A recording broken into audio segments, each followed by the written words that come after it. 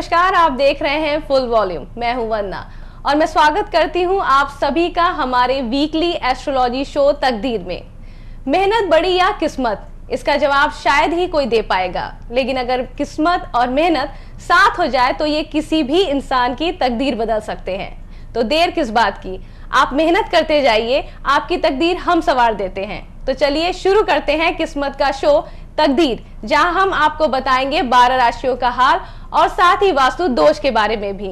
इसके होने से जीवन में क्या क्या परेशानियां होती हैं, कैसे करें वास्तु दोष का निवारण, आज इन सब पर चर्चा करेंगे हमारे इस खास शो तकदीर में, जिसके लिए हमारे स्टूडियो में मौजूद हैं बनारस के जाने माने वास्तुविद डॉक्टर सुनील त्रिपाठी जी। सीधे रुक करते हैं डॉक्टर साहब के पास। सर, आपका बहुत स्वागत है हमारे शो तकदीर में। Thank you Vandana. सर, सबसे पहले मेरा आपसे एक सवाल है, वास्तु क्या है और इसका उद्देश्य क्या है?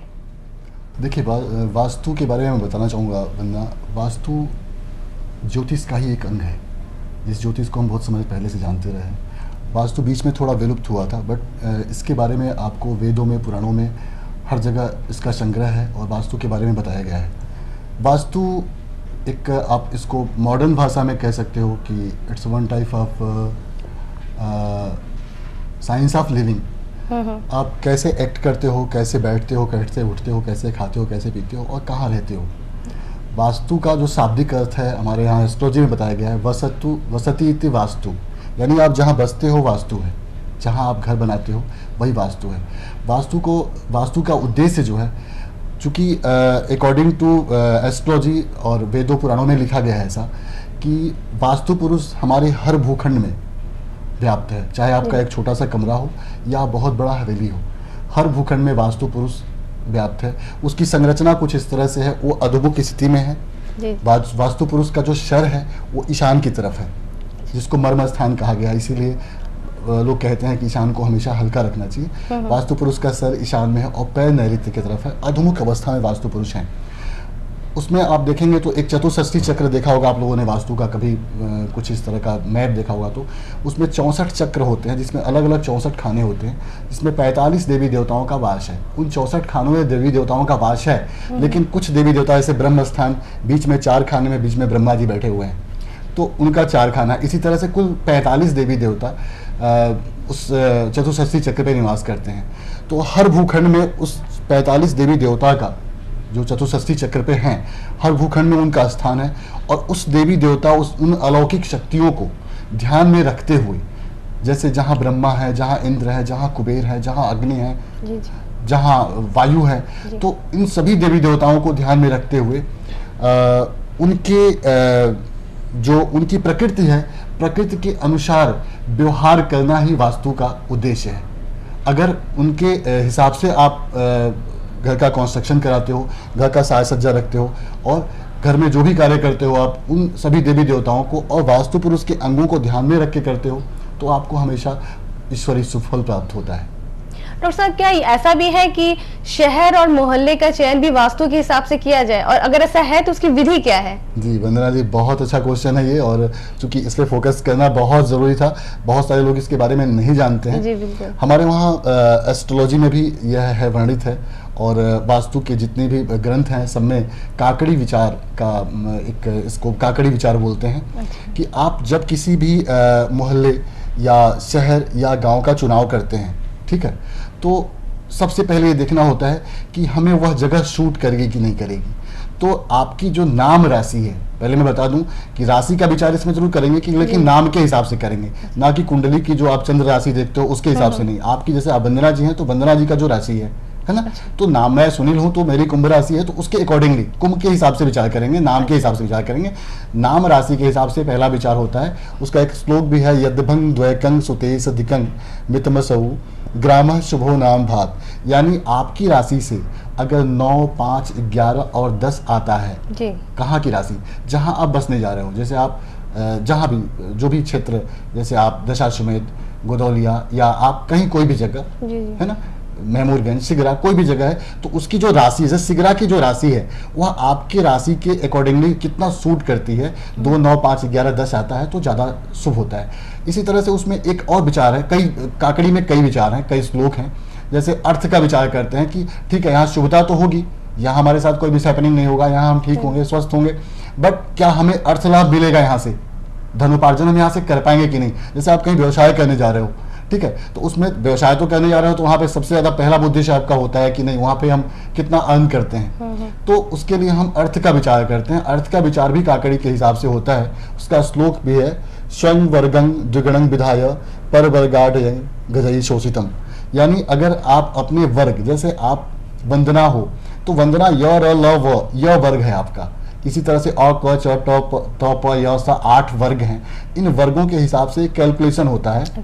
जो मैंने अभी श्लोक बताया जी। उसके हिसाब से, चूंकि मैथ का सब्जेक्ट है, वो किसी वास्तुविद से या किसी कंसल्टेंट से मिलकर कराना ज़्यादा अच्छा होगा, है ना। उसमें यह देखा जाता है कि कैलकुलेशन के माध्यम से कि कौन सी जगह आपको सूट करेगी, है ना। उसमें एक विशेष मैथमेटिक है, अगर उसके हिसाब से अगर आपको उसमें कम मार्क्स मिलते हैं तो आप वहाँ उल्टा पैसा खर्च करके आते हो, जगह आपको बिल्कुल सूट नहीं करती है।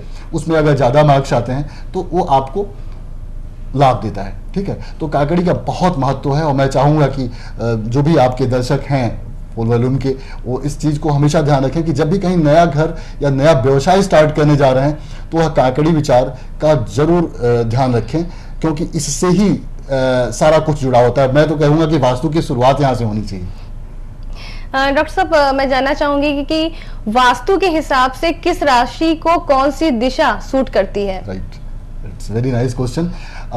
देखिए, जैसे आप की जो भी राशि है जी, दिशा का मतलब होता है कि आपका द्वार किधर है, वो ज़्यादा इंपॉर्टेंस रखता है। वास्तु में द्वार का बड़ा महत्व है जी। और मैं बता दूं आपको कि कभी कभी लोग कहते हैं कि दक्षिण दिशा शुभ नहीं होती है या दक्षिण दिशा का द्वार शुभ नहीं होता है। ऐसा बिल्कुल नहीं है।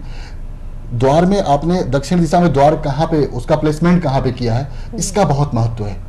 पूरब दिशा में भी ऐसी जगह है जहाँ पे आप द्वार लगाओगे और आपको अच्छा फल नहीं मिलेगा, और उत्तर दिशा में भी ऐसा है, जिसको पूर्व उत्तर बहुत अच्छा मानते हैं, लेकिन पूरब और उत्तर दिशा की हर द्वार बहुत अच्छी नहीं होती।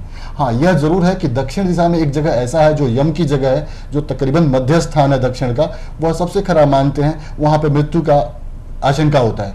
तो इसलिए वो चलो ठीक है कि दक्षिण ज़्यादा इंजूरियस हो सकता है, आपके लिए ज़्यादा हानिकारक हो सकता है, बट कोई भी दिशा आपके लिए बुरा और कोई भी दिशा आपके लिए अच्छी हो सकती है। दक्षिण दिशा में भी आप जस्ट यम के जस्ट बगल में लेफ्ट साइड में, अगर मध्य से आप लेफ्ट साइड में आप देखेंगे तो गृह छत का स्थान है, वहाँ पे अगर कोई द्वार लगाता है तो बड़ा शुभ होता है। इसी तरह से पूरब दिशा में भी सूर्य के लेफ्ट साइड में, सूर्य से ईशान की तरफ जब बढ़ेंगे तो जो चतुष्पद षष्ठी चक्र का मैं बताऊं तो शुरू में सिखी हैं, पर्जन्य है, जयंत्र हैं, इंद्र हैं, फिर सूर्य हैं। तो जो जयंत और इंद्र की जगह है, यानी सूर्य से लेफ्ट साइड, यानी मिड सेंटर से लेफ्ट साइड में अगर आप जाते हो तो वह बड़ा शुभ जगह होता है। अगर आप इंद्र की जगह पे द्वार स्थापन करते हो या सूर्य की जगह पे करते हो। ऐसे ही पश्चिम वरुण की दिशा मानी गई है, तो वरुण की तरफ अगर आप द्वार स्थापन करते हो तो वरुण से आप लेफ्ट साइड जब चलोगे तो वहाँ पे कुसुम दंत की जगह है, वो बहुत शुभ मानी गई है।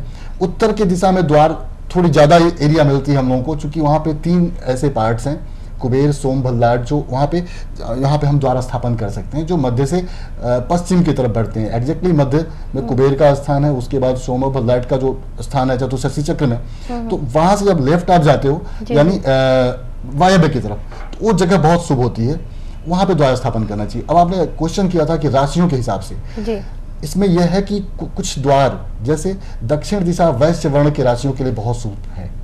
अच्छा, वर्ण मतलब ऐसा नहीं कि वैश्य जाति के लोगों के लिए, वर्ण राशियों का वर्ण होता है जी।